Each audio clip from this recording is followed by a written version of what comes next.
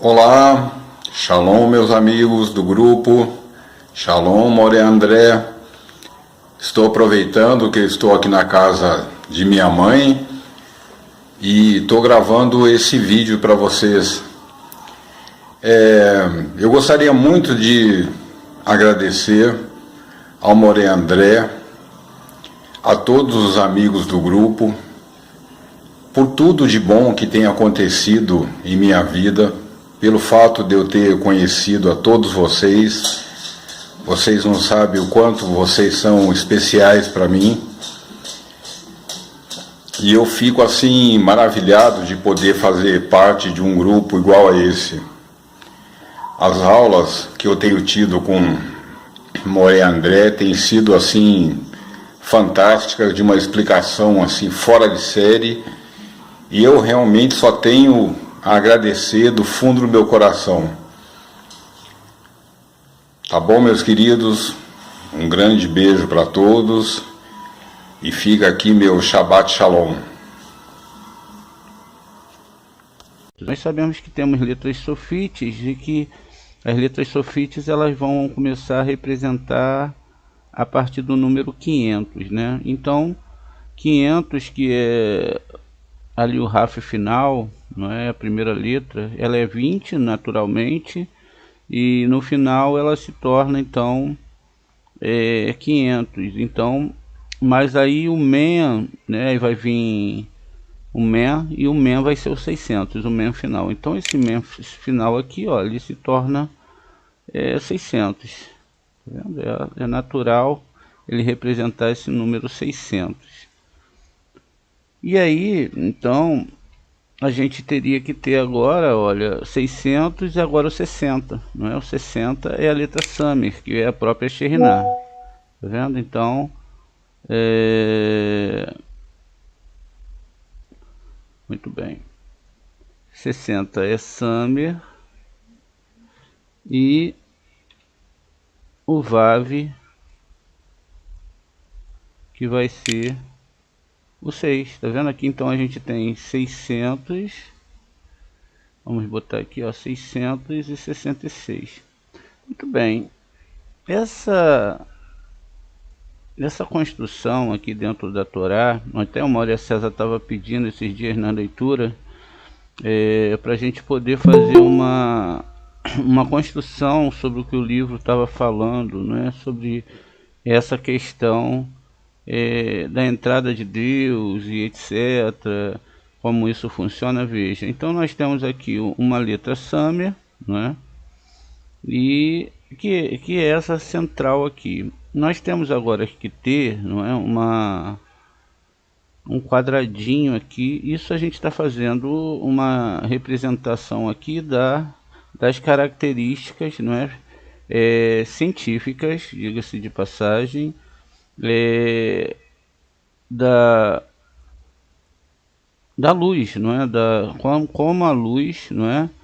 Ela se expande e se retrai. Então, segundo os nossos físicos, não é? Essa é, não é, a extração e a retração da luz. Isso faz com que haja vida. Isso é um fenômeno onde a vida vai existir. E dentro, como ela se retrai, ela vai ter então um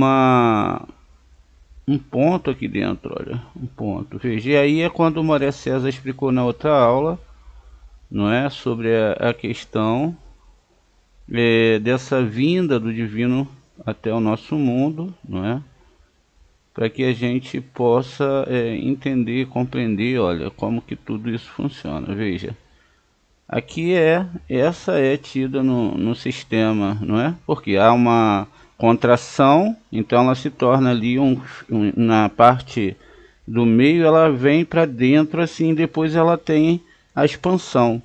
Essa expansão vai para um quadrado e se retrai de novo num círculo. E assim é a retração.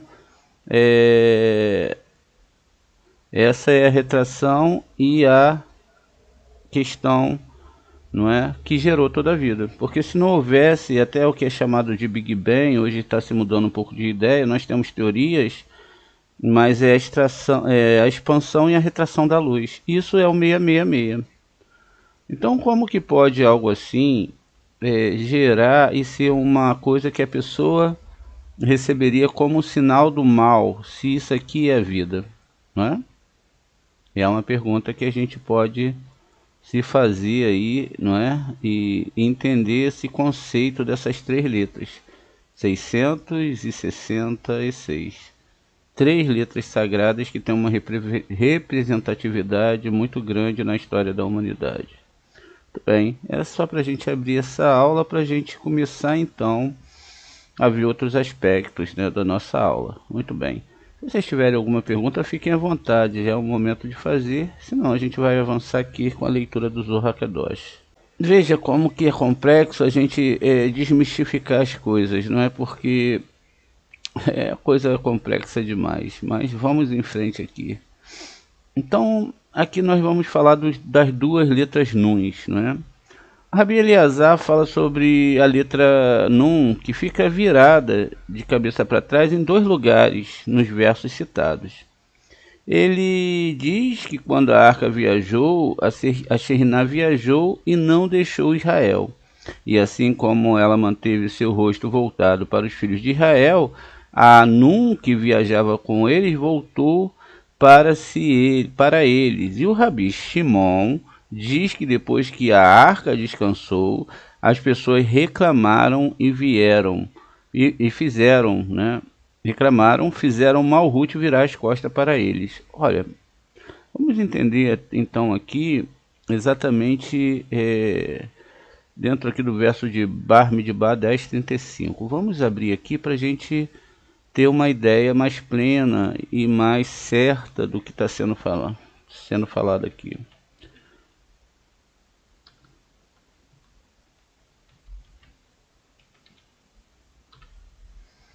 No livro de Bar Midbar 10:35.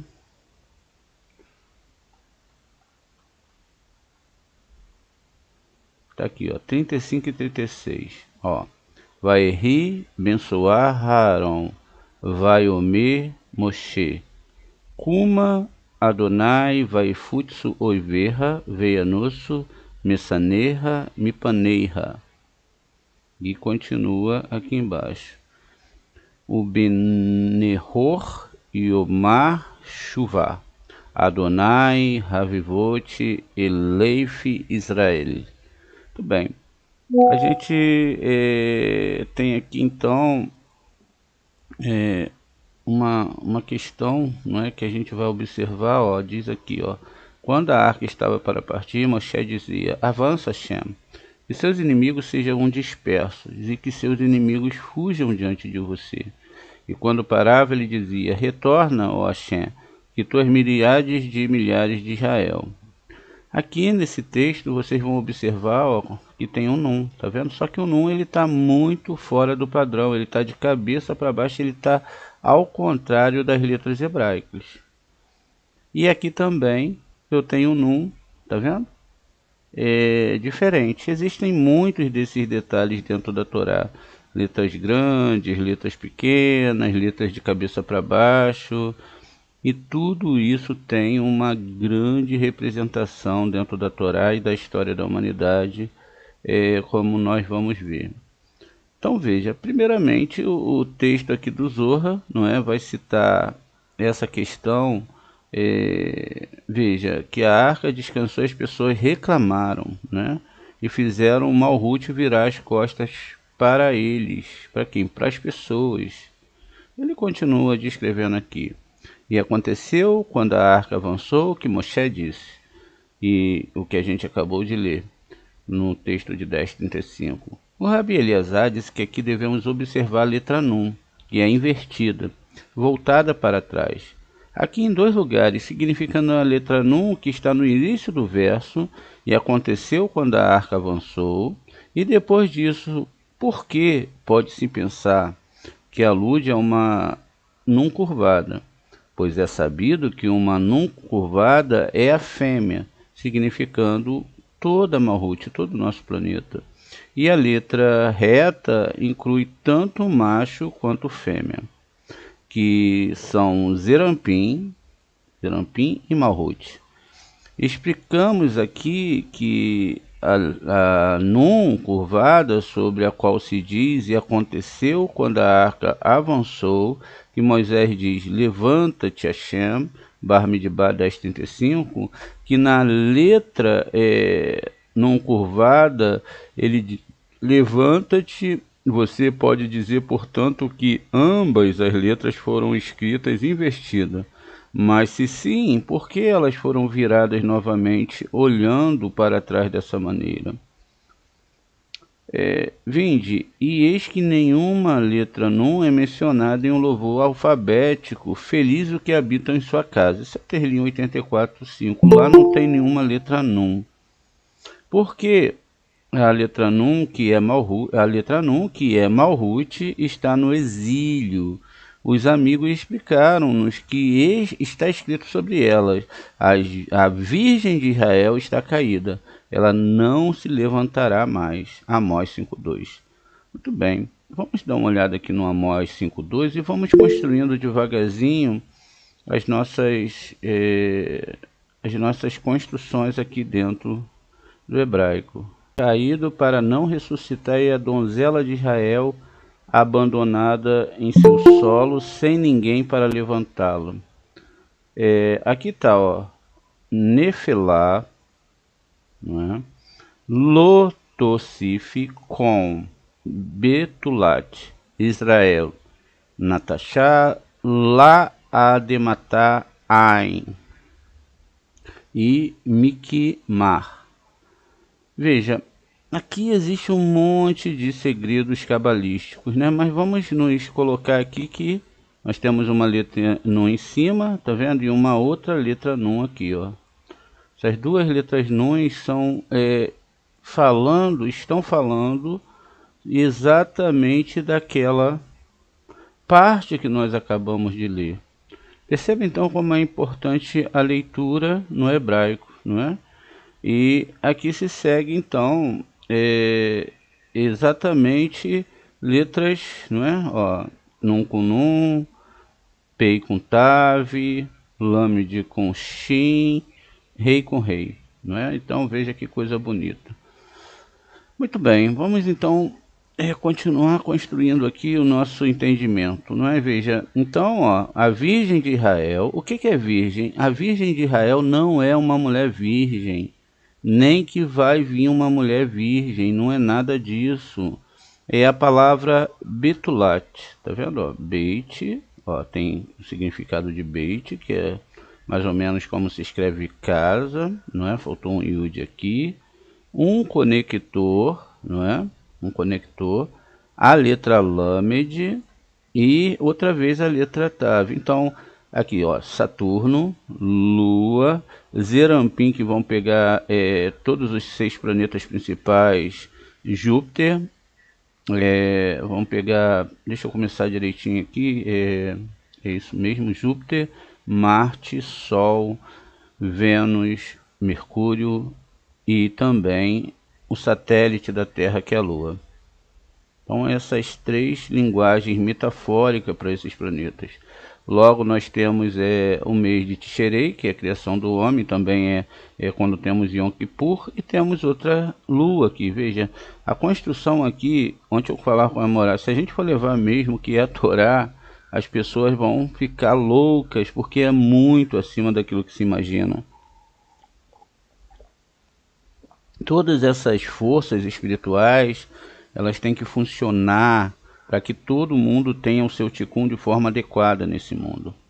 É dito na Torá, em Isaías, que para Deus não há diferença entre a luz e as trevas, e que é Ele que cura e Ele que adoece, é Ele que levanta, Ele que não é? Tudo é Ele. Veja, todos esses aspectos a gente deve considerar profundamente, são falados em cima de ticunins. Nós temos ticunins, pessoas que vão nascer, por isso que às vezes a gente vê pessoas tão boas, mas tão boas, com ticuns tão pesados, e às vezes vemos pessoas tão ruins, com ticuns leves. E aí a gente fica um pouco Não é? Como pode isso? Veja, não depende só da questão do que a pessoa serve a Torá. O fator aqui é que ela tem que, através desse entendimento da Torá, alcançar níveis agora, diga-se de passagem, onde ela vai conseguir, seja qual for o aspecto do seu mazalote, ou do seu mazal, ela conseguir estudar a Torá. Ela consertar sobre esses aspectos agora que ela está, aí diga-se de passagem, seja qual for, nós podemos convir que tem pessoas que nascem doentes, às vezes com doenças terríveis e passam uma vida toda com essas doenças. Existem pessoas que realmente nascem, às vezes, muitas vezes, com problemas, não é? Que elas não podem se locomover. Existe um monte de situações, na verdade, e essas situações elas são dadas para a pessoa muitas vezes no seu nascimento, outras vezes são dadas no desenrolar da sua vida, né? Em algum momento da vida ela pode ter algum aspecto de um acidente e etc. E nós, não é?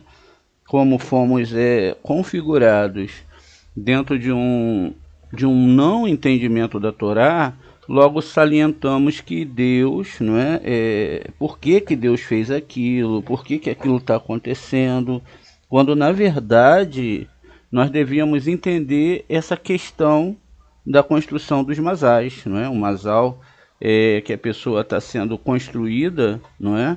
Ela tem um porquê está ali, não é? E esse masal da pessoa, ela então é implementado naquela vida. Agora, se ela encontrou a Torá, ela vai começar um trabalho bem vagaroso, porque toda vida que chega até nós, ela é impelida pelos astros. Quando se encontra a Torá, a ideia é que essa história vai mudar. Só que todos nós acreditamos que quando nós adentramos para a Torá, vamos ter uma vida de facilidade. Mas a gente viu no estudo de ontem que, na verdade, no final dos dias, os sábios de Torá seriam chamados de loucos, não teriam, não é, Parnassá, não teriam a palha, etc. Teriam dificuldades para entender a Torá. E o que é, na verdade, que nos leva ao erro? Um não entendimento da Torá. E aí a gente pode argumentar qual é o poder do mal. O poder do mal é que nós não entendamos nada, que nós abandonemos o processo. Quanto mais você abandonar o processo, mais força você dá para as forças impuras, porque eles se alimentam dos erros dos seres humanos, daqueles desejos que são antagônicos à doação, são desejos de recepção. E diga-se de passagem, todas essas forças foram criadas pelo Eterno, não é? Enfim, e quando nós começamos a avançar para a Torá, o entendimento, essas forças não vão querer que a gente descubra que o 666 não tem nada a ver com aquilo que está descrito lá no livro de Edom. Por mais bonito que isso pareça para você, por mais legal que pareça, isso não tem nada a ver. Isso foi uma ilusão espiritual e que, vou te dizer de passagem, é um dos nichos principais, não é, dentro dessa religião, porque lá a pessoa receberia essa marca na testa, não é isso? 666. Agora, nós devemos perceber, não é, que essa questão aqui definida, não é muito bem essa questão da expansão e retração da luz, tá? Mas nós temos que ser sinceros que quando você é cabalista e entende as coisas, você pode fazer um cálculo aqui, 6 vezes 6 vezes 6, que vai ser igual a 216. Aí sim a coisa vira Gevurá, a Sefirá Gevurá, ou seja, a pessoa vai receber a marca de Gevurá dentro da testa. Aí complica-se um pouco, mas veja, o 666 em si, como descrito lá, não leva a isso, não é? Porque eu teria 600 vezes 6 ou 40 vezes 6, e aqui pode se mudar muito muito a coisa. Agora, Moré, agora que a gente chegou a 216, como que a gente vai definir então isso se está escrito lá? Muito bem. A primeira questão a ser definida aqui é ver quem recebeu essa ira na sua testa, essa Guevorá. Só basta ler a história sobre o cristianismo. Quando vocês leem a história sobre o cristianismo, através dessa religião, eles receberam essa marca. Por quê? Hoje nós vemos uma questão emocional muito profunda ligada a essa religião. Então, quando as pessoas vão falar das coisas, elas entonam a voz, fazem um teatro emocional, não é? E que Deus vai trazer, vai te dar, você vai ser feliz, vai chegar a sua hora. Existem até músicas que exaltam o ego, né? Você é especial, você é uma imagem do Deus, etc. Tudo o que é realmente de elevação do ego e da recepção está dentro dessa religião. Isso significa então que quando qualquer ser humano, seja ele quem for, vem dessa religião, ele vem com muito ego. Então eles vêm se achando profetas, vêm se achando grandes sabedores da palavra do Eterno, vêm achando que são curadores, etc, etc. E não pensem que o lado negativo da recepção não tem a sua espiritualidade. Tem. Tem. Tanto é que se não tivesse, não teria enganado tanta gente e até muitos de nós, por muito tempo que tivemos que nos debruçar sobre a Torá para entender a Torá. A Torá, ela fala o Shema de Israel, que é a parte principal, e também fala sobre argumentações de alguns falsos profetas que surgiriam, enfim. Mas ela diz que o próprio Deus testaria as pessoas em relação a essa Torá. E aí o que surge para a gente é exatamente esse núcleo, não é, da Torá, que é tão importante que, através de várias explicações, malabarismos mentais, elasticidades intelectuais, não é? Dentro da sensação que eles sentem lá, ou outras religiões sentem, eles então englobam a sua análise sobre o divino dentro dos livros que eles se debruçaram. E muitas vezes é salientado que, poxa, a gente sempre fala, poxa, eles não tiveram culpa. Sim, isso pode ser uma grande verdade, mas não é, porque o masal já foi dado para aquela pessoa tem aquela vibração de alma. Então você pode pegar um livro desse e mostrar para a pessoa, e mostrar para a Torá, ela vai tratar tudo o que nós vamos estudar aqui como nada. Como o próprio apóstolo lá, né, o Paulo, que na verdade era chamado de Shaul Rachalia, e ele, veja que legal, ele troca o nome dele de Shaul para o nome romano, Paulo, pequeno. Olha, é uma coisa tão complexa de se entender isso, porque geralmente nós temos a troca do nome da pessoa, não é? Que é natural dentro da religião, não da Kabbalah,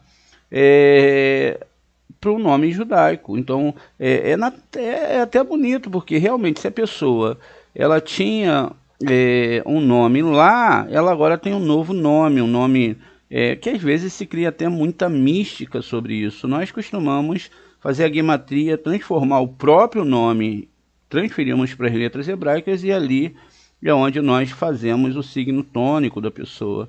Mas perceba então a jogada, quer dizer, agora não é mais, não é? A Torá agora é um novo sistema, e o Paulo ali que dizia ser estudado aos pés de Gamaliel e etc, que é uma grande mentira, não existe nenhum personagem com esse nome citado na história, porque a história do povo judeu e daqueles que eram os estudantes da Torá era muito bem guardada. Os milagres estão lá, todos os sábios que fizeram milagres estão lá, exceto o Jota. O Jota não está lá de forma nenhuma.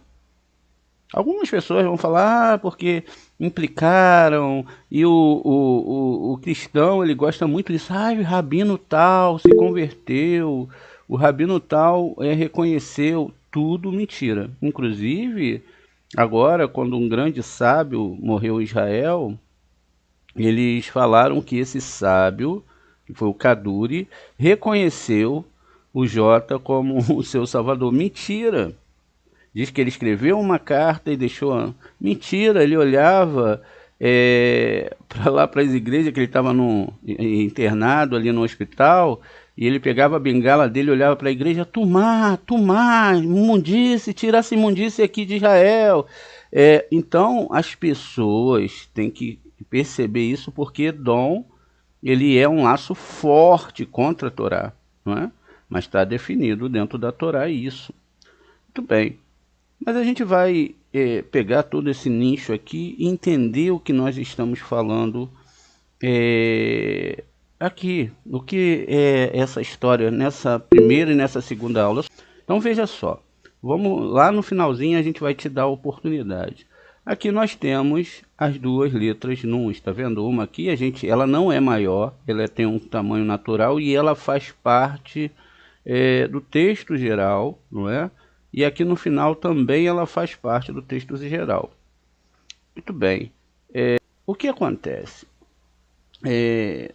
Quando nós vamos sair de Edom, não é, que é uma prisão intelectual muito forte, por quê? Porque as pessoas foram criadas nisso. Às vezes parece que só nós passamos por isso. Não, todas as pessoas passam por esse processo, não é, de saída de Edom. Ela estava indo pelo lado esquerdo, a idolatria, etc., receber graças de graça, etc., e agora ela tem que começar a subir do lado direito. Por isso que a própria Torá, ela não é uma construção exata, ou seja, não há erro nela. Não há erro. Então veja, quando a gente vai falar qualquer assunto aqui, ela vai então ser inserida do lado direito e do lado esquerdo. Não é? Ela vai ter dois parâmetros. Tanto é que a gente já explicou que quando o Eterno falava com Moshe, né, falando, fale para o povo de Israel, fale para o povo dizendo, existe ali, né, uma repetição, não é?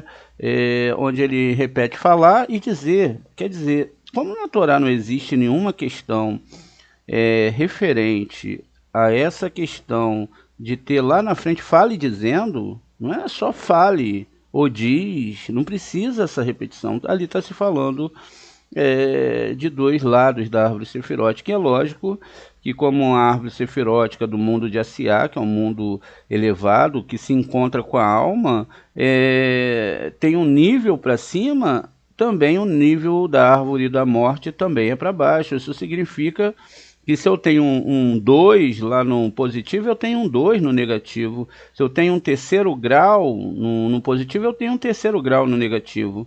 Então veja, então a ideia do Shema é fazer com que a gente entenda esse aspecto. Logo que você entra em percepções com outras religiões, com outros seres espirituais, a ideia daquela religião é te trazer a construção da divindade que ela segue dentro de você. E quando você entra na sintonia dessa divindade, diga-se de passagem, é quando você está totalmente inserido nesses graus menores, veja, aqueles graus que te levam para a morte. E aí você vai estar onde? No Egito, né? Tudo isso a gente tem que entender e perceber muito bem. Então veja só, vamos construir aqui então, já analisando, né, o texto que nós estamos lendo aqui, de Amós. Deixa eu só acabar a leitura aqui para a gente continuar lá.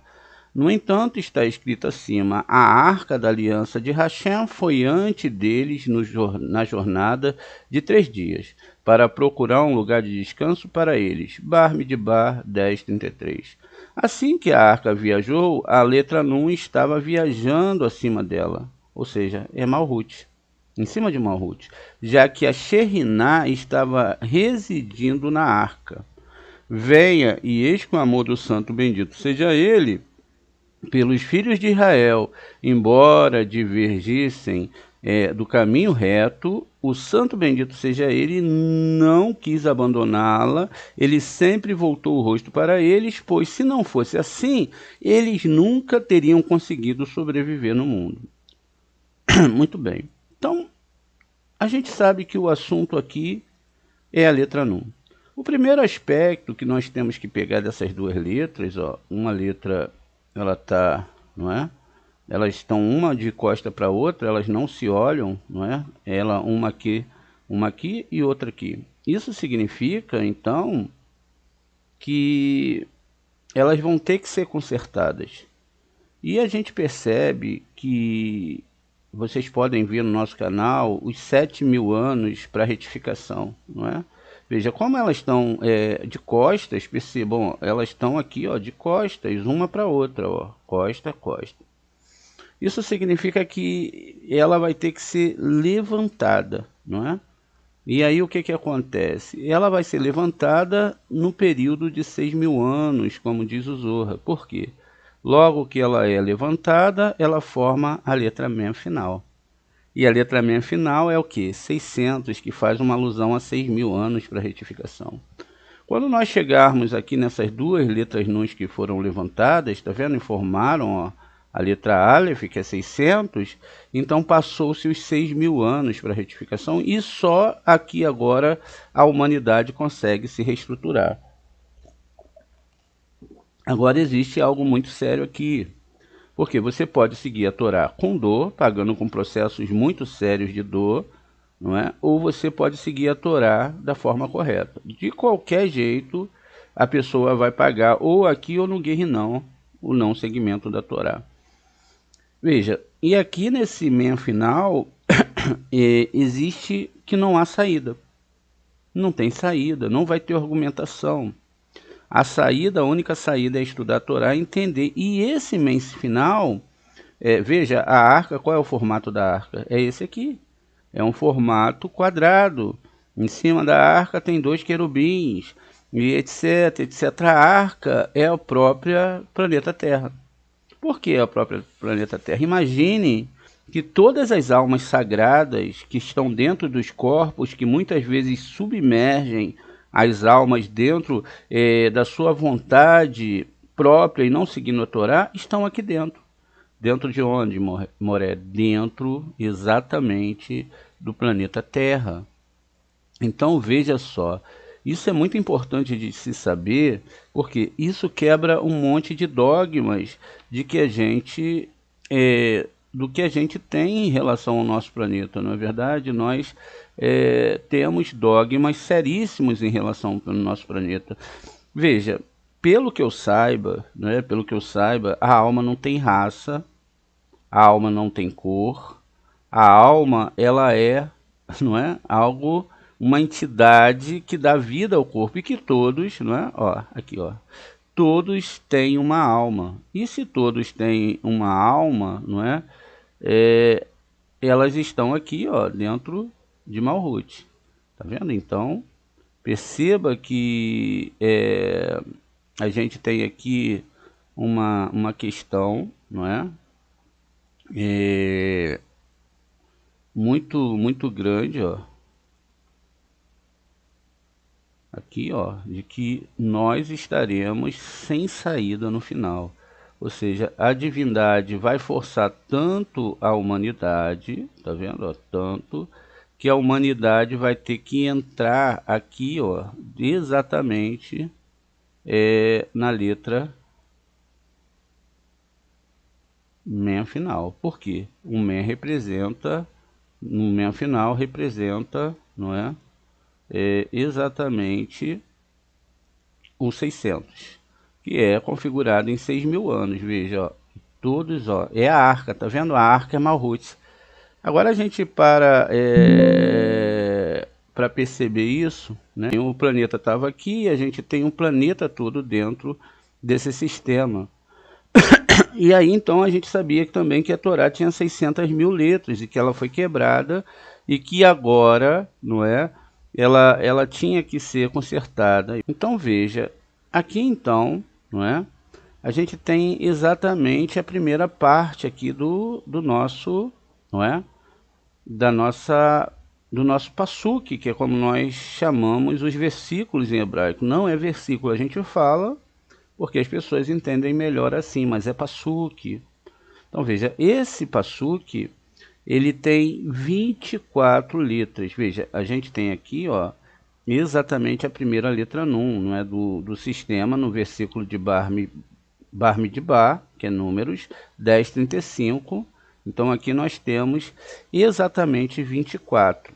Moré, o que significa ter 24? O 24, ele representa os 24 livros da Torá, ou do Tanar, como é chamado, não é? Por que Tanar? Ali a primeira parte, né, é um acróstico, o T ali vai de Tanar, é Torá, não é? O Nun é de Neviim, que são profetas, e a parte, o Kaf final, é Ketuvim. Ketuvim são, na verdade, a construção daquelas partes de profecias que houveram, e que são profecias que são muito sérias. Não é aquela profecia que você liga para uma pessoa, a pessoa chega, vai dar tudo certo para mim, vê aí e tal. Não, isso é individualidade. A Torá, quando ela vem falar de todo o planeta Terra, de todas as pessoas. Algumas pessoas vão ter que consertar muitas coisas, outras menos coisas, mas todo mundo vai ter que consertar. E aí então a profecia em si é sobre essa questão de uma profecia mágica e que alguém vai falar alguma coisa para você, ela pode ser até boa, sim, mas não é a verdade da Torá. A gente pode tirar alguns traços para a vida da pessoa da Torá, mas a verdadeira essência da Torá é uma só, que você mude os seus atos, a sua internalidade, para que seu masal não seja mais prejudicado nessa e nem em outras vidas. Então, como a gente tem 24 livros do Taná, a gente tem então aqui a descrição desses livros. Veja, Torá, não é? Neviim e Ketuvim. A Torá é composto de 5 livros, não é? E por isso é o mais importante, a verdadeira questão do Eterno é com a Torá. Os outros livros trazem explicações sobre essa Torá. Então veja, Bereshit, Shemot, não é? Que é chamado aqui de Gênesis, aqui Shemot e Êxodo, Vaikra, que é Levítico, e Bar-Midbar, que é Números. Devarim, não é? São esses os 5 livros da Torá. Depois você tem os Neviins, que é Yehoshua, chamado Josué, tem Shofetim, Juízes, Samuel, Melahim, não é? Que é Reis 1 e 2, Ishayahu, que é Isaías, Eremiarro, que é Jeremias, Ezequiel, que é Ezequiel, Treassá, que são os 12 profetas menores, que são também considerados como um aqui. Então perceba, existem algumas questões dentro da Torá que devem ser muito entendidas. E aí você vai ter aqui Ketuvim, que são escritos sagrados. Então você tem Terlins, Mishlei, que é Provérbios, e Iov, que é Jó, Shir-Hashirim, Cântico dos Cânticos, Ruth, Eira, que é Lamentações, Correlete, que é Eclesiastes, e Esther e Daniel. Aqui em Daniel, a gente vê então que ele não faz parte aqui dos profetas. Daniel era um raham, era um sábio, mas ele teve visões, não é? Mas as visões dele não era aquela visão de ir num ato profético no meio das pessoas explicando sobre, não é, a ira de Deus se eles não se voltassem para as questões da Torá. Esdra e Neemias, né? Então, Esdra e Neemias, esses dois personagens são um único personagem. Então, é a mesmíssima pessoa que foi descrita por 2 nomes. Então, esses são os 24 livros da Torá. Veja, a construção aqui, então, é que esse primeiro versículo aqui, ó, essa primeira parte que tem 24 letras, está fazendo uma alusão a essas questões aqui. A gematria aqui é 12:22. Veja, aqui nos leva a algo muito bonito de se analisar, porque eu posso pegar 22 e somar mais 2, 24 novamente, e um Deus, não é? Ou eu posso analisar aqui 12 meses do ano, não é? E 22 letras hebraicas. Então essa é a gematria que eu tenho aqui nesse passuque. O 24 também nos leva a uma questão de entendimento maior dentro da Torá, que na verdade é o Ana Berroa. O Ana Berroa, ele é composto por essas letras aqui, ó, e cada uma dessas letras tem uma representação muito grande na criação. São as letras que o Eterno usou dentro da criação, né, do mundo. Por isso que é tão importante agora. É o mundo espiritual, né? Todo mundo foi criado através do espiritual para que o homem alcançasse o espiritual. Então nós vamos ter aqui 42 letras. E como é que 24 pode ser igual a 42? Basta olhar no espelho. Você vira aqui o 4 e o 2 e aí você tem 42, não é? Então, veja, aqui nessa primeira parte, né, a gente também tem que estar ligado aqui, ó, exatamente a esses 42 nomes. Agora, Moré, se eu somo 4 mais 2 vai dar o quê? Vai dar 6. E esses 6 vão dar os tratados da Torá. Esses tratados são o que chamamos de Mishnah, não é? São Zeraim, semente. Vai discutir sobre rezas, bênçãos, dízimos e leis agrícolas. Ele vai ter 11 tratados. A questão dos moedes, o moed, que é festival, referente às leis do Shabat e das festas judaicas, tem 12 tratados. Nashim, que é Nashim, mulheres, acerca dos casamentos, divórcios, né, e algumas formas de juramento das leis de Nazir, não é? Ou de Nazireu, né, e ali vai ter 7 tratados. Nazikim, danos, né, essa lei aqui, essa parte da lei de Nazikim, ocupa-se com a lei civil, criminal, funcionamento dos tribunais e juramentos 10 tratados. Kedoshim, coisas sagradas, acerca dos rituais do sacrifício e atividades, não é? Do templo e as leis alimentares. Terorot, pureza, relativo às leis de pureza e impureza, incluindo impureza do morto e as leis da pureza ritual dos sacerdotes, Kohanim, a lei de pureza familiar e as leis menstruais, e existem 12 tratados. E aqui nós vamos ter o que? Exatamente, olha só que coisa bonita, nós vamos ter os 6 tratados que correspondem ao número 6, que é a letra Vav, tá vendo? 1, 2, 3, 4, 5, 6, não é isso? Ó, está aparecendo 1, 2, 3, 4, 5, 6 e pulou aqui o 7, mas existe aqui um tratado aqui que foi colocado por um outro rabino, mas na verdade são 6 tratados, né? Não, na verdade está certo, é porque eu contei aqui, acabei contando aqui. Existe isso que eu estou falando realmente, mas aqui eu contei com alimentares aqui, não, e são só Zeraim, Moed, Nashim, Nezikim, Kodashim e Taharot, 6 tratados. Desconsidere essa parte aqui, alimentares, não é? Para não ter nenhum tipo de problema, não é? Deixa eu remover aqui. Muito bem. Nessa primeira aula, a gente falou sobre esses aspectos, e na segunda aula a gente vai continuar lendo, não é, o Zohar, e continuar explicando o resto do nosso estudo, e a gente já percebeu que não podem existir mais livros do que 24 livros. Fazer isso é sentenciar a morte da alma para a Torá. Agora eu abro para vocês a questão da não é, uns fatores diferenciados da Torá. A gente está falando sobre a letra Nun, não é?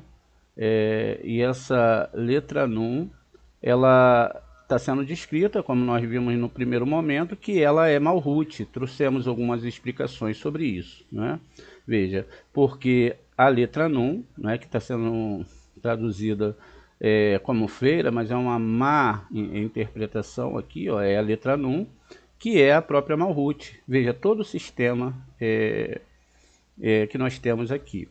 está no exílio, ou seja, a letra Nun que está no exílio. Os amigos explicaram, já que está escrito sobre ela a Virgem de Israel, a palavra Betulá, que não tem nada a ver com uma questão de ser uma virgem, uma mulher virgem, e que Israel está caída. Qual é Israel? A Israel superior, não é? Ela não se levantará mais, conforme está em Amós 5:2. No entanto, está escrito acima, a arca da aliança de Hashem foi antes deles na jornada de 3 dias. Por que 3 dias? Um dia tem 24 horas. 3 dias é um múltiplo de 24 horas.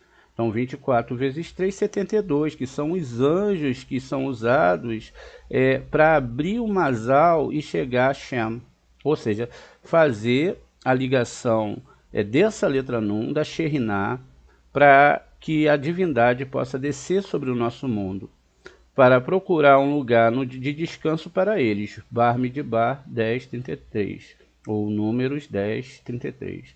Assim que a arca viajou, a letra Nun estava viajando acima dele, isto é, de acima de Malhut, já que a Shekhinah estava residindo na arca, ou seja, a Shekhinah é a parte da divindade, que é o nome Adonai, que está aqui conosco. Venha, e eis que o amor do santo bendito seja ele, pois os filhos de Israel, embora divergissem dos caminhos retos, o santo bendito seja ele, não quis abandoná-los, ele sempre volta o rosto para eles, pois se não fosse assim, eles nunca teriam conseguido sobreviver no mundo. Venha, e eis que a arca se movia à sua frente em uma viagem de 3 dias. A letra Nun indicando a própria Shekhinah, então a letra Nun é a Shekhinah. Viajou e não saiu devido ao seu amor por Israel.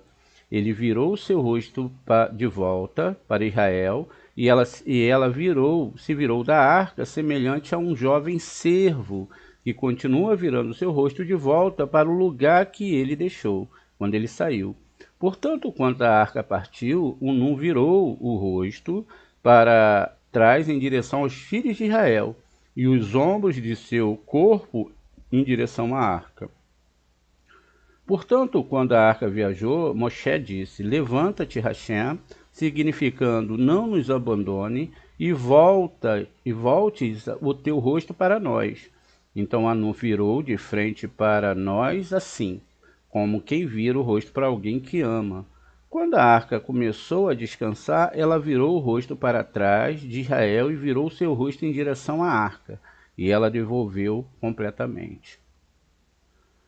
Rabi Shimon disse, Eleazar certamente é assim, que precisa haver 2 letras nuns, invertidas, anteriores e seguintes. Como você disse, no entanto, seguindo o versículo, e aconteceu quando a arca avançou, ou seja, Malhut, não virou o rosto para longe dos filhos de Israel, o que significa que não cessou de influenciar a influência de Israel. Como disse o Rabino Eleazar, se assim fosse, então a letra Nun, que está escrito, teria sido invertida como a outra Nun acima, que é o segredo de Malhut. Esta letra Nun é mantida para trás em direção a Israel e aquela supernal, que é Malhut, está em linha reta com a arca, significando que está em união com Zerampim. Uma vez que é emparelhada com Zerampim, então certamente o seu rosto está voltado para Israel, e não como Rabi Eleazar disse. Definitivamente, assim que Malhut não virou o rosto para trás de Israel, o que fez quando a arca começou a descansar. Moisés então disse, volta Hashem, ou seja, cesse a iluminação de Rohimá e volte à iluminação de Hassadim de Zerampim.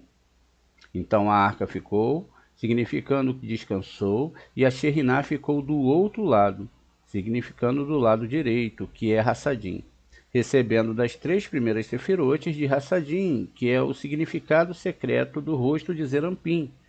Ela se vira que se dirige a Israel e a arca, significando que enfrenta a arca para receber Hassadim dela e enfrenta Israel para doá-los como Hassadim que recebe da arca da aliança. Tudo está contido nela, tanto na arca quanto em Israel. Só mais tarde Israel fez com que Malhut virasse as costas para eles.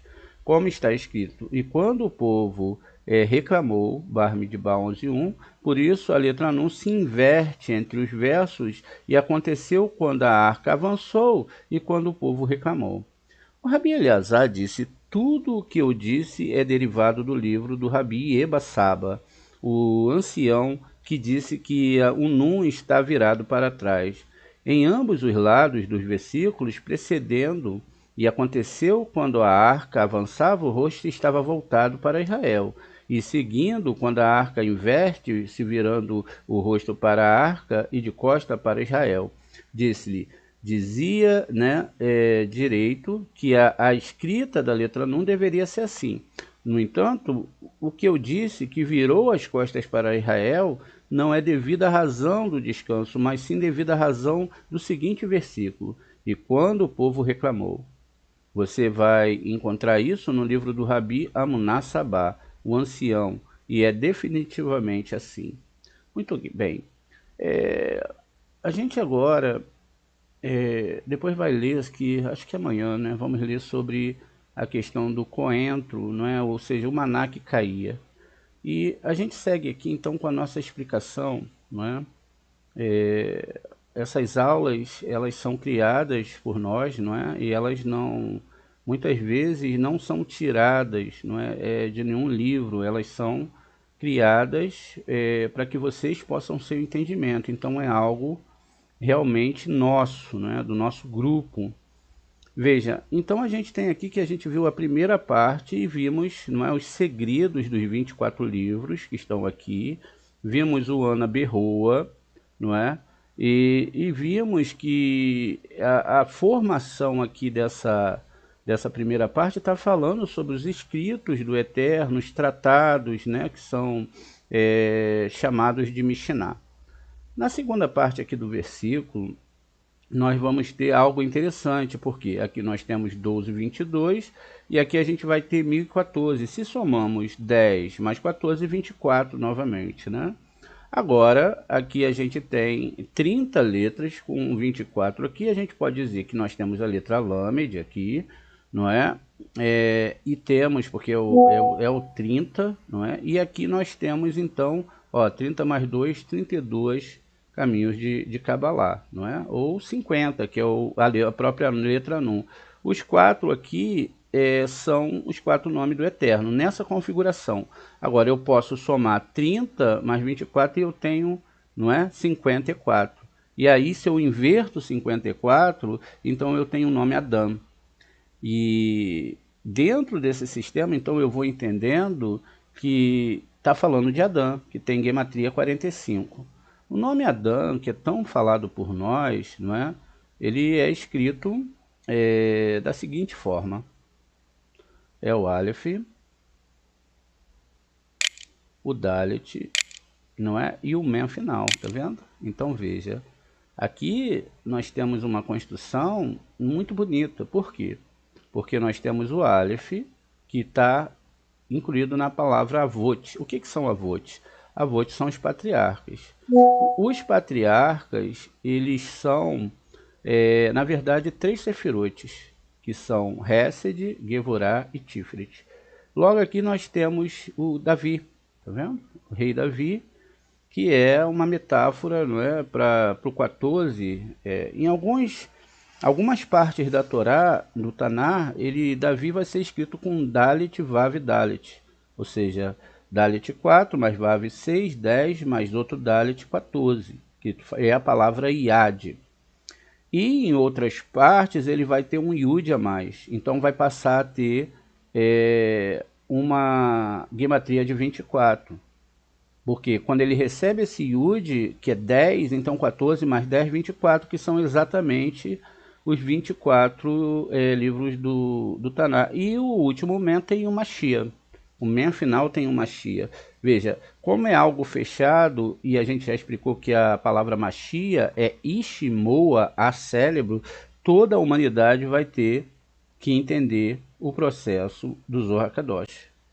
Veja, Ontem uma moça conversava comigo e falava que passou por várias religiões, passou por vários rabinos, inclusive com o rabino Avram Rahamovitz, mas ela chegou à conclusão, olha que coisa bonita, que as nossas aulas, elas realmente parecem ser o de melhor que ela já pôde encontrar, tanto fora, quando ela esteve no grupo Bnei Noah, entrou em aula de outros cabalistas, não é? E inclusive essa cabalista, que é um pouco complexa, ela falou que as nossas aulas são muito boas. Olha, a gente fica muito, né, muito agradecido. E diz aqui que tudo isso é muito importante para a alma, você compreendeu o que está sendo falado aqui. Muito bem. Veja, então dentro desse conceito, nós temos aqui esse passuque em relação à Torá.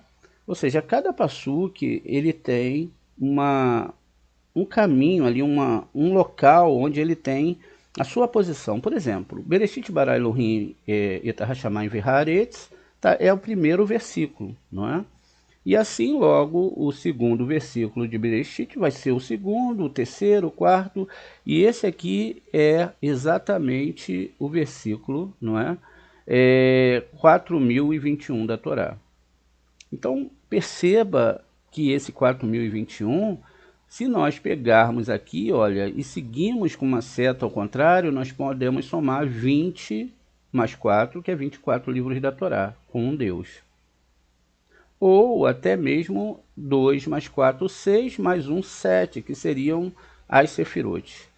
Ou, não é, pode-se extrair outras questões daqui. Por exemplo, 2 vezes 4, 8, mais 1, 9. Aqui, como nós tivemos o padrão 54, se nós invertermos, ou mesmo se somarmos 5 mais 4, nós teremos o padrão 9. E o padrão 9 é o padrão da verdade, porque o 9, como vocês podem ver em outras aulas, é um número que multiplicado por qualquer número sempre vai dar um 9.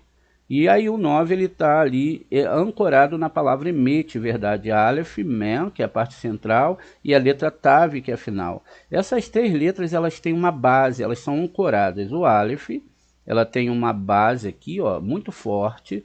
Já o Dalet não tem, tá vendo? O Dalet ele pode oscilar, não é? Ele não tem duas bases, o Mem tem, tá vendo? Então veja, a palavra, mesmo no final, ou mesmo quando o Mem, não é? Ele está aqui, ó, não sendo sofite, ele tem uma base.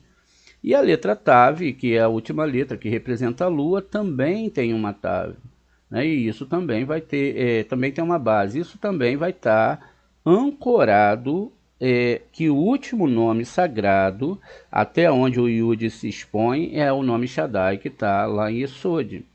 Então, veja, existiriam muitas outras questões para serem analisadas aqui. A gente olha aqui nessa palavra e a gente tem aqui a palavra Mishnah, tá vendo? Lembra muito, ó, essa primeira parte aqui, ó, da palavra Mishnah, não é? Ó, Men, Shin e Vav. E a palavra Mishnah, ela é uma palavra que é o que nós acabamos de ler, não é? São os tratados sobre sementes, festivais, etc. Todas as regras que deve se analisar, não é? E se debruçar para estudar. Essa é a verdade. Mas a palavra Mishnah, se mudamos as letras, ela tem a ver com Neshama. Neshama é exatamente aquele nível de Binah, onde nós temos lá Neshama. Um nível intermediário das 6 Sefirot é Rua.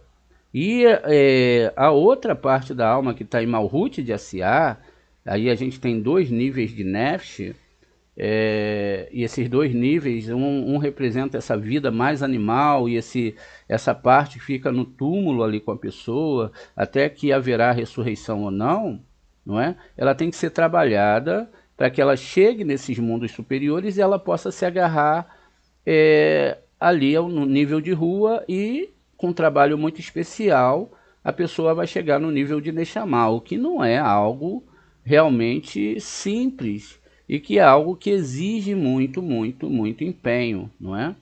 E também depende de se a Hashem vai permitir ou não, vai depender do nível de alma da pessoa. Uma vez que ela alcança esses níveis, vamos lá, ela veio numa reencarnação e consertou a parte do amor, alguma coisa referente a esses fragmentos da alma, aquela parte não volta mais. Ela fica guardada ali dentro de um local, não é um armazém, fica armazenada e ela não volta mais para as partes impuras não pegar mais aquela parte. Tudo que nós voltamos para fazer aqui é exatamente porque nós falhamos em outra vida. Então, se falhamos em outra vida, então nós temos agora a oportunidade de voltar para esse mundo e fazer as coisas de uma maneira certa, como estudando a Torá. Por isso que quando a pessoa começa a estudar a Torá, mesmo que ela guarde só uma lei, mas ela tem aquela questão de se ligar ao divino, e aí pode ser que ela está em outro local, não está dentro, enfim, do judaísmo, amor é amor, não é? Aí eu não vou dizer que os erros do entendimento dela da Torá, do Taná, está certo, mas amor é amor. Agora, devemos compreender o que é amor humano e amor divino. O amor humano, ele falha, não é? Ele falha, ele pode ser tolo, ele pode não estar implementado dentro de uma construção real do que é a Torá. Porque muitas vezes nós achamos que por amar nós devemos perdoar tudo, e não é assim.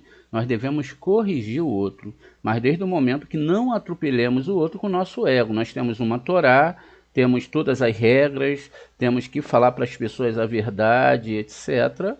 E temos que ter cuidado para não olharmos o outro com o nosso ego. E aí é extremamente complexo entender isso. Porque somente vai chegar a esse nível quem realmente compreende com a alma, e não somente com o Rorimá, a luz de entendimento. Perceba então que essa palavra Mishnah está ligada à palavra Neshama, que está em Biná. Mas ela tem uma raiz verbal que está aqui, ó, que é Xaná. Xaná tem gematria aqui 355, e aí a gente tem aqui uma grande questão para observar, não é? A primeira questão é que essa gematria é 355, que é a mesma gematria da palavra Sefirá. Toda vez que a gente vai ler um livro da Torá, nós lemos essa Sefer, tá vendo? Então nós temos o Samer, temos o Pei e temos esse Reish aqui, então Sefer, não é? Então, aqui a palavra Sefirá, ela tem a palavra Sefer dentro de si, mas não é qualquer Sefer, porque mesmo em Israel, que se fala o hebraico, existem vários sefarins, vários livros e até livros que não tem nada a ver com a Torá. Mas aqui nesse caso nós temos Sefirá, que é o Sefer, embutido com a primeira parte do tetragrama, não é?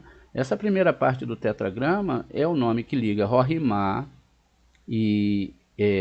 Keter e Rorimá, e aqui nós temos o Re, não é? Que também está em Biná, um Re menor está em Malhut de Asiá. Então preste atenção, isso significa que essa palavra aqui, ó, estudar, revisar, não é? Ela é muito, muito exigida dentro dos aspectos dos nossos sábios, porque todos eles foram grandes estudantes de Torá, não é? De Torá.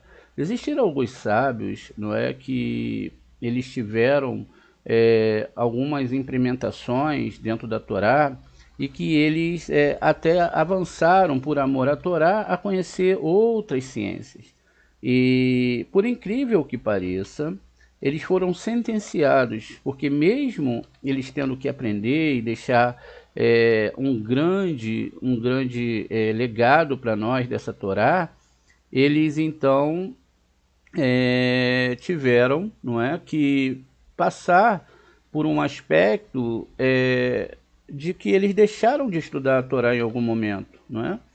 Então, isso também foi sentenciado algumas vezes, eles tiveram que pagar um preço porque deixaram, não é, de estudar a Torá e acabaram então se debruçando sobre outras religiões.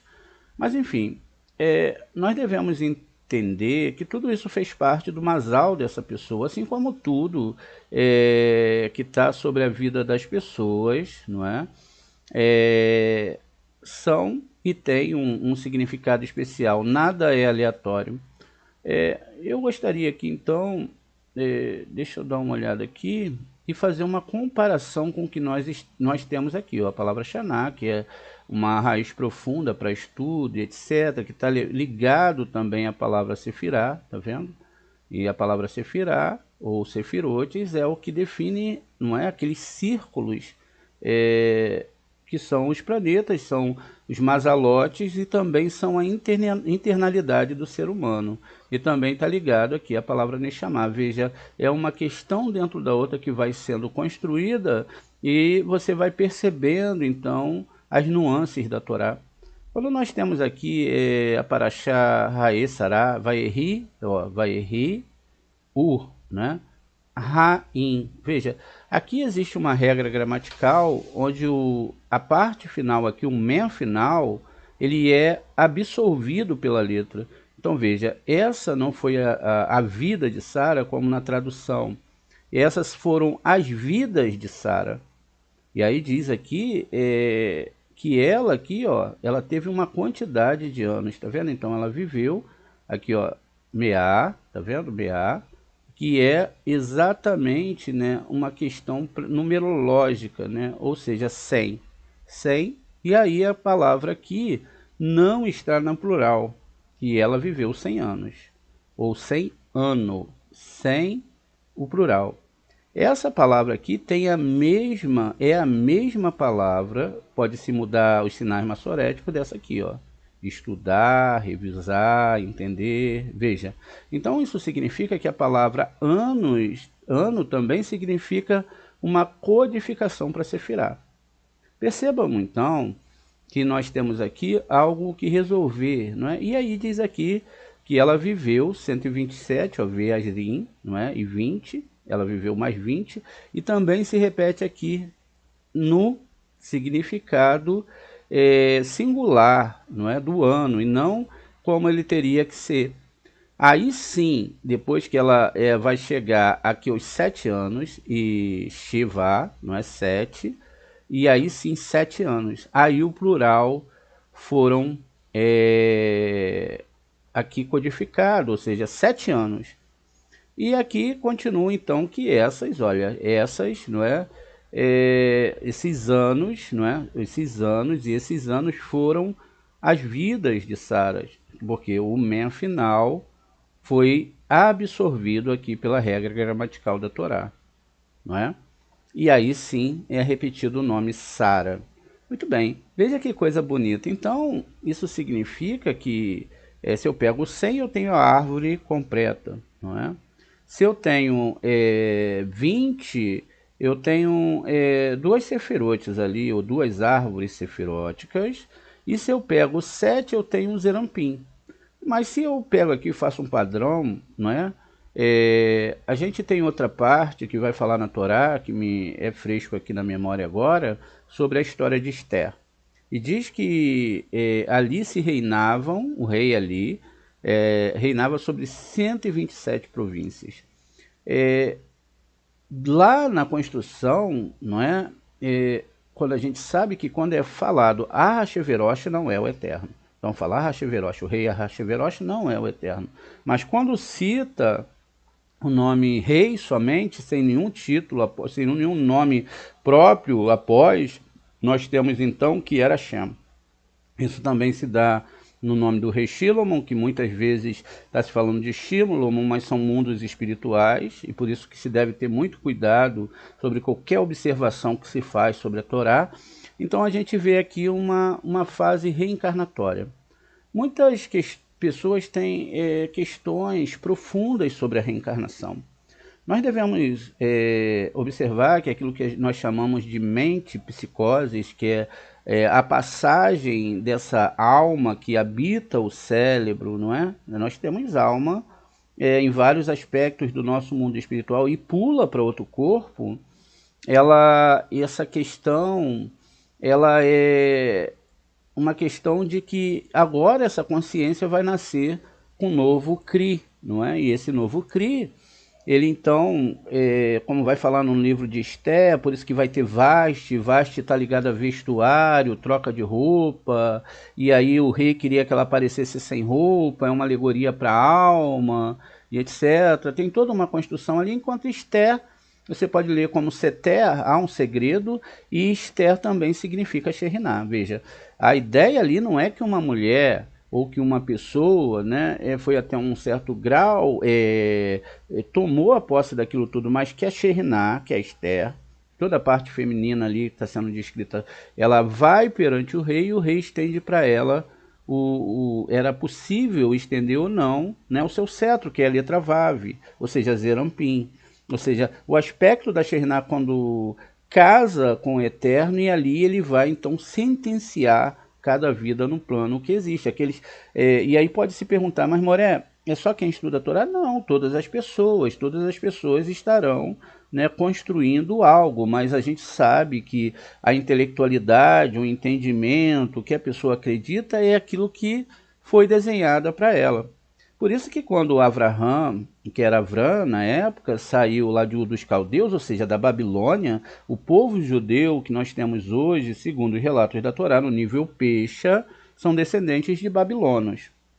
Então, por isso que muitas vezes a gente vê pessoas fazendo construções inadequadas de onde a Torá veio, etc. Veja, tudo dentro da Torá é uma metáfora, mas usa um sistema de histórias no nosso mundo. Por isso que lá em Provérbios 1,6 fala, são metáforas, são parábolas, não é? Parábolas são construções, não é, de histórias que vão te levar ao entendimento. Então, dentro desse contexto, fala-se que são os caracteres de quem? Dos sábios, que nós devemos buscar entender essas questões da Torá no nível mais elevado fisicamente falando, mas também mais elevado para o mundo, que tudo isso acontece com a descida da divindade, o encontro da Sheriná com o Eterno. Também na história de Avraham existe uma coisa muito profunda ali, que é dado a ele 3 ordens. Saia da sua terra, da casa da sua parentela e da casa dos seus pais. Numa primeira análise, nós podemos ver que essas 3 ordens falam-se de um afastamento. Primeiro, daquela terra, que seria chamado de Ur dos Caldeus, e que era uma terra que vai ser uma metáfora ali para questões egocêntricas. E depois ele recebe também a ordem de tirar toda a religiosidade que existia no meio da sua parentela. Logo depois, ele é convidado até mesmo a não ter nada e nenhum envolvimento, nem mesmo com seus costumes caseiros. Isso acontece porque nós temos o costume da nossa terra, devemos sair dele, devemos sair do costume da nossa parentela, não é? Existem alguns costumes que as pessoas levam como regra e religiosidade, e devemos também sair até mesmo dos níveis de dentro dos nossos pais, daquela convivência que nós tivemos com nossos pais. Tudo isso é apagado para uma nova caminhada.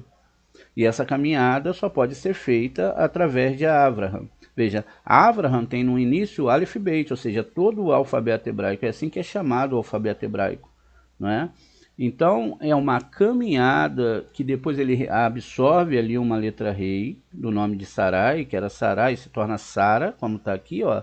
Antes era um Yud que estava aqui, e agora é um Re. Veja, o Yud, que era Keter e Rohimá, ele se divide, vai um pedacinho dele para Avraham. E, na verdade, essa é a representação do ego. Por quê? Quando nós falamos de cordeiro que deve ser abatido, logo as pessoas imaginam que vão matar um cordeiro, vão queimar no fogo, toda aquela parte, não é? Mas o cordeiro é um bicho que quem gosta de ver vídeo, né, vê ali que ele é bem bravo, né? Então, qualquer pessoa que passa, ele vai dar uma chifrada, não é? Não é isso? E aí, quer dizer, é um sistema que é chamado de Ruben, e que é uma das tribos, mas que é uma constelação.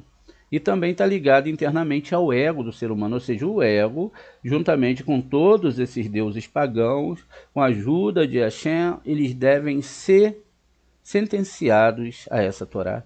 O agir contra essas forças egóicas e todas essas espiritualidades que vão estar contra a Torá será papel de Hashem, como nós vimos em outra aula, dele matar essas forças. O problema é que quando nós temos qualquer tipo de seres que não são comuns à espiritualidade original, ou até mesmo ao nosso corpo, por exemplo, tirar algo que te mordeu vai causar uma dor. E com certeza vai deixar um ferimento. Então, se você já teve qualquer tipo, né, de contato com qualquer ser, e existem seres parasitas, né? A gente tem muito isso na natureza. Esses seres estão habitando dentro daquele ser humano. E aí quando ele vem para a Cabala, aqueles seres que eles não lhe incomodavam anteriormente, eles começam agora a incomodá-lo, porque eles também estão sendo incomodados. Conforme a luz das letras hebraicas e do Criador vão chegando, a pessoa vai se sentindo muito mal. Mas isso é um bom sinal. Porque antes disso acontecer, ela não sabia nem que existia esse aspecto negativo dentro dela. E que esse mal estava ali. Agora que o parasita ou os parasitas estão sendo identificados, eles vão fazer de tudo para não sair. Qual é a ideia do parasita? É que ele absorve do outro energia. E aquela idolatria, aquela questão, ela começa então a botar na pessoa que ela abriu um canal para essas forças se alimentarem delas.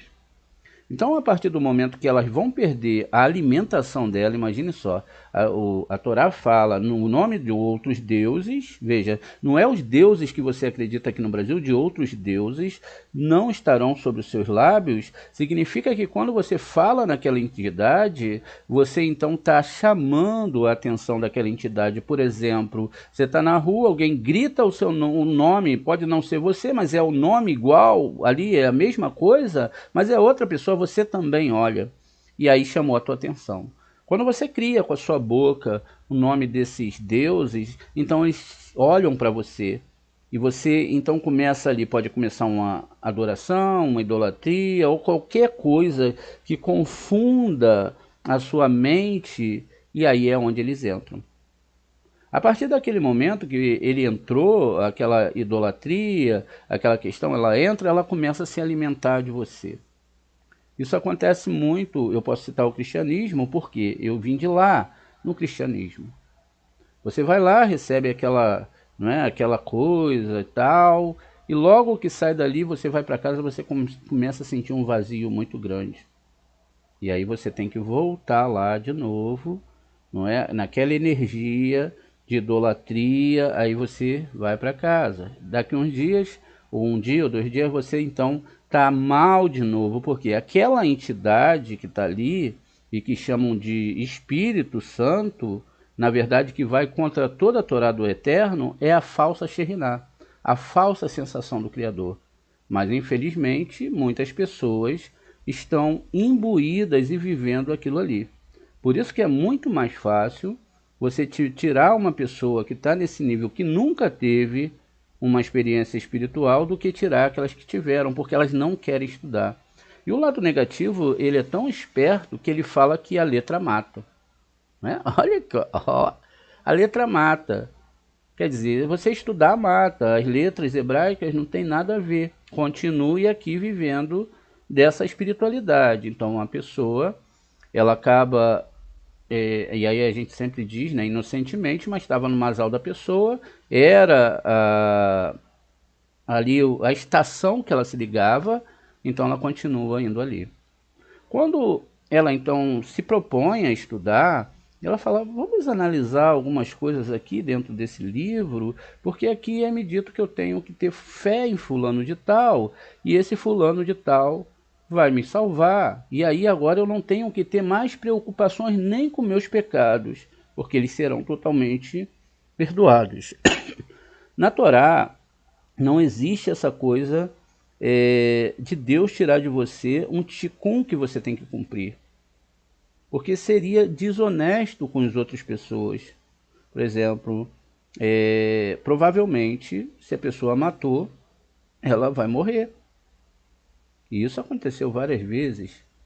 Por exemplo, agora em Israel e lá do outro lado, essa guerra, estão morrendo muitas pessoas. E diga-se de passagem que eu li esses dias uma história de um homem que estava no exército de Israel e que ele se sentia muito mal. E ele falava, eu não sou daqui. Isso ele sentia com a alma dele. E aí ele se sentia que era um soldado de outro país, e assim ele foi para o outro país e entendeu ali dentro da construção que ele era daquele exército ali, que ele tinha que um ticum ali naquele lugar. Agora, todas aquelas pessoas que morreram com esse ataque a Israel eram pessoas que talvez, não pode se afirmar, estavam do outro lado em outra vida.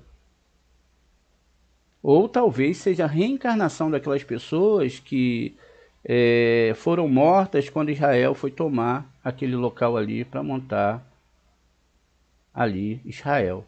Né? Houve muita morte, muitas expulsões, essa coisa aí é seríssima.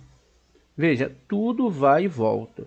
Por isso que quando eu rezo para que um mate o outro, etc., eu estou participando de uma questão que eu estou indo em prol de não entender os ticunins. Ah, mas Morel, o que, que a gente faz agora? Não há nada que possa fazer. Saiu, saiu a sentença. Lá atrás também saiu uma sentença por causa das questões de Machia. Eles tinham, houve um erro do Rabi Akiva em que ele achava que Shimon Bar Kokhba era o Machia. E existiram, vou dizer para vocês, muitas pessoas que erraram nessa questão de Machia. O próprio Yaakov, quando ele vai falar de Machia, ele erra.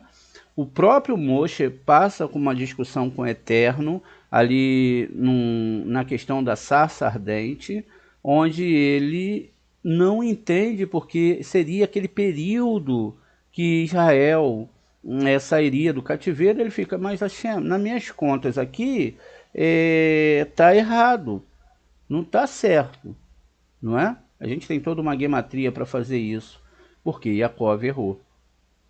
Aí vai falar sobre o choro, né? Que deixa eu lembrar que Sara, deixa eu ver, o Rahel chorava por seus filhos. Rahel chorava pelos seus filhos, então é referente a esse primeiro êxodo. A gente já fez o estudo, mas vamos voltar a repetir esse estudo de uma forma bem clara. Então ele achava que não era o momento, porque nas contas que eles tinham feito, nas gematriotes, eles estavam inconscientes quanto era o momento certo. Então, nós devemos perceber que toda a Torá ela tem uma questão gemátrica muito profunda e que deve ser muito bem analisada. E aí, voltando aqui agora ao assunto da reencarnação, essa reencarnação pode se dar em vida. Você pode ser uma pessoa hoje, e se você consertou um aspecto interno, você pode ser uma pessoa melhor amanhã ou na próxima hora. Você pode sentenciar todas as coisas anti-Torá, todos esses nomes, todas essas forças que estão agarradas em você, e você fazer o chamar. Faça o chamar, faça perante os anjos, não faça para os anjos. Eu reconheço que tu, ó Adonai, Senhor de todas as coisas, é Criador de tudo, do bem e do mal. Faça como a reza de Davi Meller. Abra os meus olhos para que eu possa entender a sua Torá. Me ajude, mas veja, a gente começou a aula falando sobre esforço, sobre criação dos nossos estudos, sobre aprender o hebraico, sobre sentenciarmos o nosso ego a isso, porque muitas vezes as pessoas vão sair da aula, ao invés de estudar o Zohar, aqueles que têm que trabalhar, lógico, têm que trabalhar pela manutenção familiar, mas saem e vão ver algum programa de TV, reportagem, coisas ruins, mas não, de forma nenhuma, elas vão estudar a Torá. Mas Maré, eu agora aprendi que tudo não é literal, mas aprenda as letras. Quando você medita nessas letras que estão escritas aqui, né, veja, a gente construiu todo o slide, não é, mostrando para vocês, e nem deu para chegar no final dessa aula, não é, ainda vai ficar alguma coisa para trás aqui no segundo versículo, não é? Mas aqui a gente já entendeu que essa arca tem a gematria 45, veja, do nome Adão, 30 mais 4, 54, invertido 45, e fala de toda a humanidade. Aqui nós, então, no final temos o Num também ao contrário, e aqui na frente, e essa é aquela música que as pessoas usam para tirar o Arão Hakodesh da arca, né?